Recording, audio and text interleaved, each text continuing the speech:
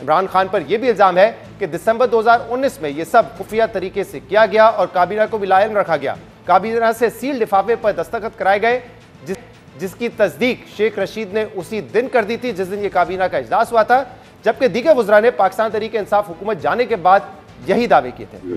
हमें cabinet meeting थी, हमें बताया गया कि इस लिफाफे में मनी लॉन्ड्रिंग का पैसा लंदन में पकड़ा गया 190 मिलियन पाउंड्स। और वो किसने बताई? शहजाद अकबर ने या प्राइम मिनिस्टर ने? शहजाद अकबर ने। हमें क्या एतराज़ था अगर कोई कहे कि गवर्नमेंट का पैसा आ रहा है। मुझे अगले दिन किसी को, हम बैठे हुए थे 2-3 वजीर, उन्होंने बताया कि ये तो ये था। मैंने कहा मुझे बता देते, मैं बोल लेता, आप तो नहीं डरते हो, नहीं बोल सकते हो, तो मैं इस पर ऑब्जेक्शन कर सकता था। उस वक्त हमें बिल्कुल समझ नहीं है कि फिर हाथ से निकल चुका था।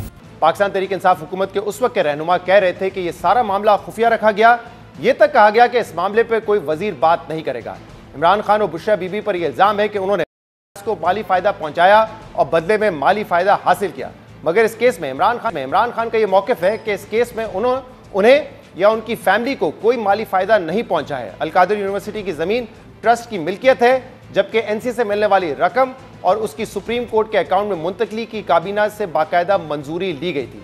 अहम बात यह कि नवंबर 2023 में साबिक चीफ जस्टिस काजी फाइज ईसा के सामने हाउसिंग सोसाइटी के जुर्माने के केस में सुप्रीम कोर्ट भी यह करार दे चुकी है कि एनसीए की जानिब से जब्त की गई रकम सुप्रीम कोर्ट के अकाउंट में गलत मुंतकिल की गई थी।